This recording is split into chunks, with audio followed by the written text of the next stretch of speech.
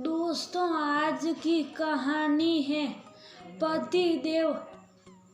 मैं तुम्हारे घर की चौकीदार नहीं हूँ।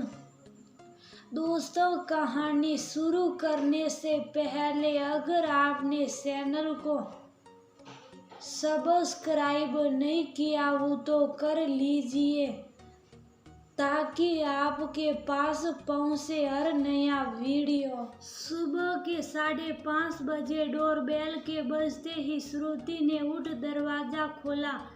कांताबाई खड़ी थी। उसके अंदर आने के बाद श्रुति वही सोफे पर लेट गई।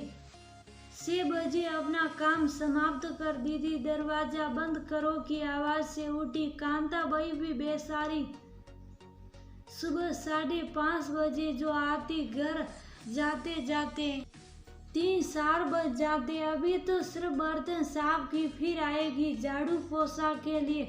जल्दी से चाय बना, सुरेश को पकड़ा, बच्चों को उठाया। 6:30 बजे बजते ही मोटर ऑन कर पानी ऊपर चढ़ाया। मोटर ना लगाए तो पानी सड़ता भी कहाँ है। तीसरे माले में उसका घर है। पानी भर, जल्दी से वॉशिंग मशीन चला दिया। हर रोज ढेरों कपड़े निकलते हैं। मशीन चला, बच्चों को दूध दिया, पराठा सब्जी पैक कर बस स्टैंड तक छोड़ आई।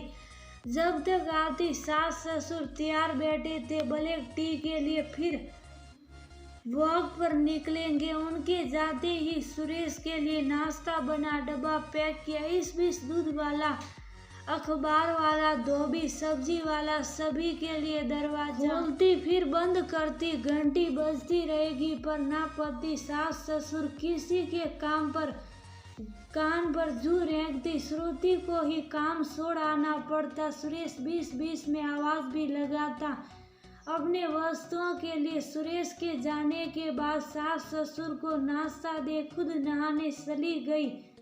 11:30 बजे के आसपास कांताबाई झाड़ू पोछा खत्म कर चाय नाश्ता कर गई। सास ससुर का अलग खाना बना, उन्हें परोसा। 2:30 बजे बच्चे भी आ गए। खिला पिला थोड़ी देर सुला दिया। फिर शाम की चाय नाश्ता। सासू माँ का कभी भजन कीर्तन सत्संग, ससुर जी का शाम की वॉक, बच्चों का होमवर्क कराना, रात के खाने की तैयारी आदि करते करते श्रुति ही नहीं, श्रुति जैसी अनेक महिलाएं पस्त हो जाती है। शुभांश के परिवार को खाने पर बुला लो, उसका ट्रांसफर हो गया। शुभांश सुरेश का सहकर्मी था। पिछले 6 सालों से दोनों परिवारों में अच्छी दोस्ती हो गई थी।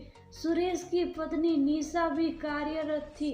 घर की सजावट, पर्दे, चादर, सोफा कवर आदि का चयन, स्वादिष्ट व्यंजनों की निशा हमेशा ही श्रुति की कायल रही हैं। आज भी तारीफ के पुल बांधती बोली, मैं तुम्हारे स्वादिष्ट व्यंजनों को हमेशा याद रखूंगी। तुम यूट्यूब में अपनी रेसिपी डाला करो, देखो तुम्हारे कितने फॉलोवर बनते हैं। सुरेश तुरंत बोले, अरे भाभी जी, आप जैसे स्मार्ट कहाँ। घर बैठे बैठे करना धरना तो कुछ नहीं, सिर्फ खाना ही तो बनाना है, वो भी ढंग से नहीं बनाएगी क्या। आप तो बेकार तारीफों के पुल बांधती जा रही हैं। निशा की बातों को हास्य में उड़ा गया श्रुति ने खुद को अपमानित महसूस किया। चेहरे का रंग उतर गया, जिसे शुभांश और निशा ने भी महसूस किया। अरे मैंने ऐसा क्या कह दिया कि तुम मुंह फुलाए बैठी हो। कुछ नहीं, पापा की तबीयत ठीक नहीं, मैं 2 दिन के लिए जा रही हूँ। सुरेश से इस बारे में बोलने के बजाय श्रुति ने सोचा सुरेश खुद महसूस करे घर के कितने छोटे मोटे काम होते दिन भर में घर का।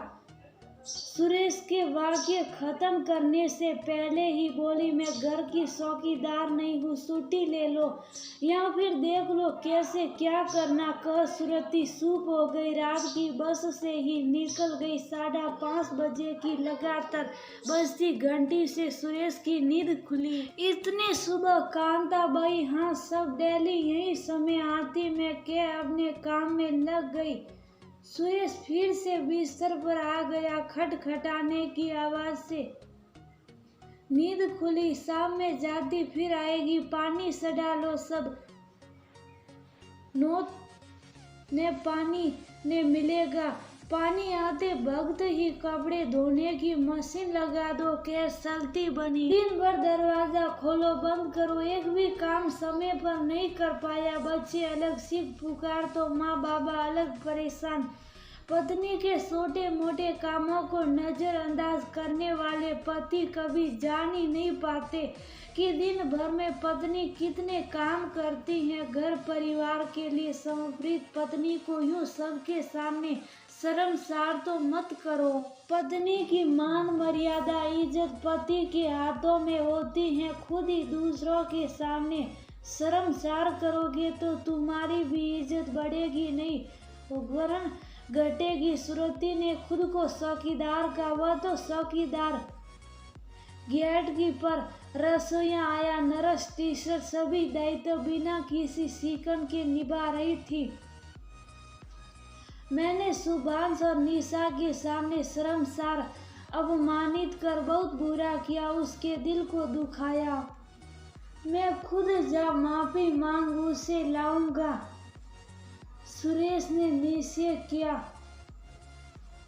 दोस्तों, अधिकतर पुरुषों को लगता है घर में बैठी स्त्रियां क्या काम करती हैं। स्त्रियों के छोटे मोटे कामों को वे कामों की गिनती में ही नहीं रखते हैं, पर जब करने की नौबत आती है तब पता चलता है कि स्त्री दिन भर में कितने काम कर जाती है बिना किसी गिला शिकवा शिकायत के।